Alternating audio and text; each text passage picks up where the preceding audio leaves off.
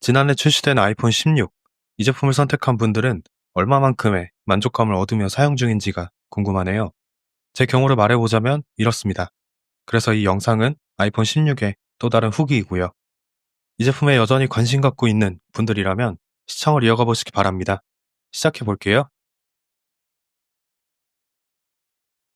여전히 애플의 최신 아이폰을 대표하는 16 시리즈, 이 시리즈의 가장 기본형 모델에 해당하는 아이폰 16입니다. 지난 영상에서 이 제품의 첫인상을 말할 때 후면 카메라 배치가 바뀌고 카메라 컨트롤이라는 새 인터페이스가 추가된 것이 새롭다 했던 기억이 나는데요. 여러분 각각에게 이 디자인이 전작에 비해 얼마만큼 매력적인 디자인으로 와닿을지까지는 잘 모르겠습니다만 제 경우 처음 제품을 접했을 때와 마찬가지로 바뀐 후면 카메라 디자인이 특히 매력적이게 와닿고 이건 시간이 흐른다고 바뀌는 부분이 아니라는 점에서 약간은 무뎌지기는 하더라도 여전히 아이폰 15와는 차별화된 디자인, 그리고 그게 무언가 더 심플한 인상을 주는 것 같습니다. 결과적으로 제 기준에서는 이전보다 더 만족스러운 디자인이 되었다는 말을 더해보고 싶네요. 자, 그리고 이제 다른 부분을 얘기해보자면 이제는 다 아실 성능, 아이폰 16에는 애플의 고성능 최신 칩이 탑재됐고 그래서 굉장한 성능을 제공하는 매력이 있죠. 현재 16 프로, 프로 맥스에 탑재된 칩 다음으로 고성능 칩에 해당하는 것인데 이게 사실 애플 아이폰 사이에서 비교했을 때에나 이 순위로 분류되는 거지 자체 성능은 시중 여느 제품과 비교해보더라도 뒤로 밀릴 수준이 아니라 생각합니다. 아무튼 여러분이 이 아이폰 16으로 무얼 하든지 간에 성능에서의 만족은 다분히 클 것이라 얘기해보고 싶습니다. 제 경우에는 이 아이폰을 손에 쥐고 하는 것들 중 가장 고사양이 요구된다 할 수 있는 게 영상 편집 앱을 이용하는 것이라 할 수 있는데요. 정말이지 막힘없이 부드럽게 진행해 나갈 수 있고 간단한 구조가 아니더라도 여러 레이어를 쌓고 효과를 적용하는 과정에서도 상당히 빠르고 쾌적한 환경을 누려볼 수 있었습니다. 그러니 사실 우리가 대개 스마트폰으로 즐기는 것들, 그러니까 웹서핑이나 유튜브 영상 시청, 앱스토어에 있는 게임들, 간단한 생산성 앱을 실행하는 정도에서는 정말이지 만족스러운 사용 환경을 누려볼 수 있지 않을까 생각합니다. 이러한 구색은 사실 이전부터 애플 아이폰이 타 브랜드 스마트폰과 대비해서 보여주는 매력 중 하나가 아닐까 생각도 들고요. 그리고 다음으로 말해볼 건 카메라. 일단 개인적으로 이 아이폰 16 시리즈의 카메라는 다른 것보다 메인 카메라, 그리고 새롭게 추가된 카메라 컨트롤, 이 둘의 조합이 얼마나 요긴한지 이게 궁금했었는데요. 뭐 이전에도 얘기하긴 했지만 결과적으로 그리 효과적이거나 유용하게 쓰이지는 않은 편입니다.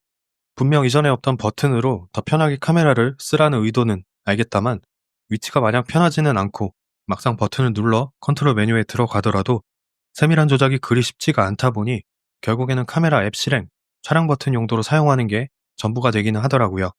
저만 혹시 이런 거라면 차라리 다행이다 싶기도 하고 다른 분들은 이 카메라 컨트롤을 얼마나 유용하게 사용하고 계신지가 궁금하기도 합니다.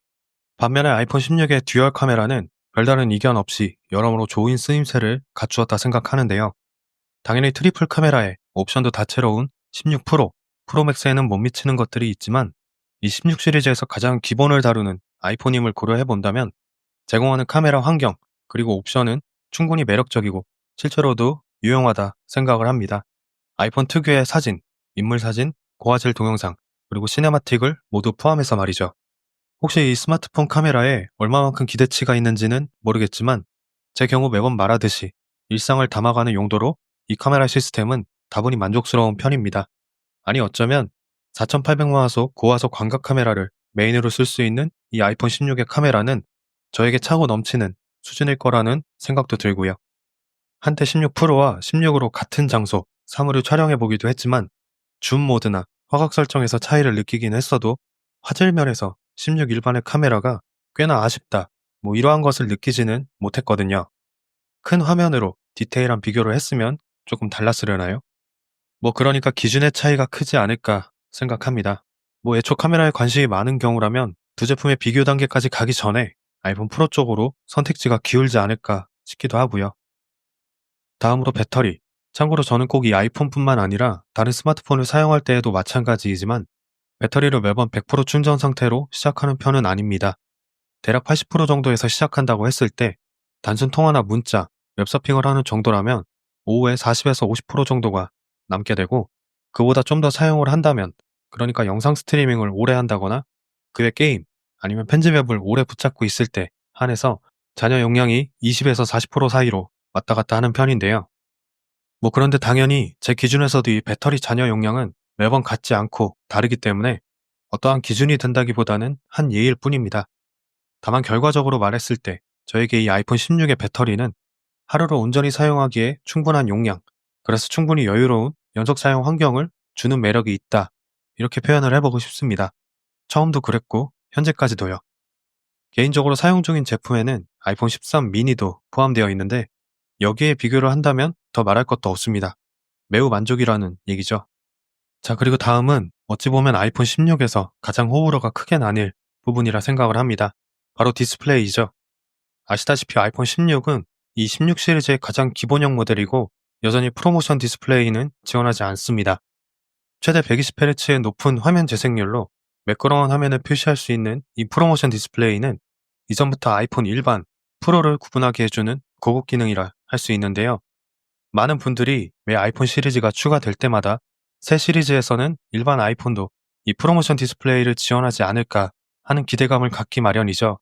그리고 실제 제품이 등장했을 때에는 큰 변화가 없는 것에 실망을 하고 이러한 패턴이 반복되어 왔다 생각을 하는데 정말 이게 어려운 일인 걸까요?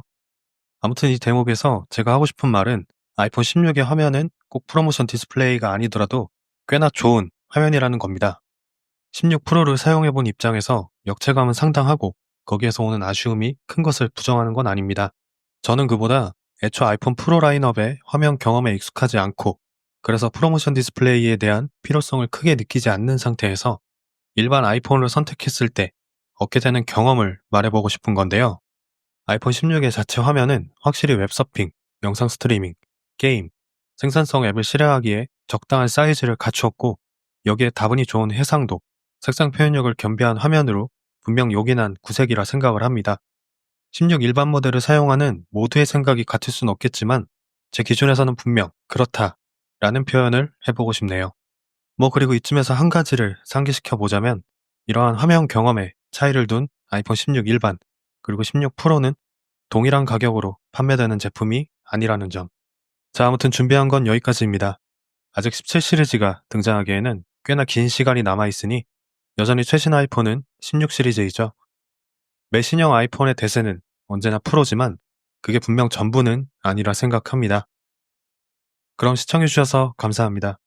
또 다른 후기 영상에서도 뵙기를 희망할게요.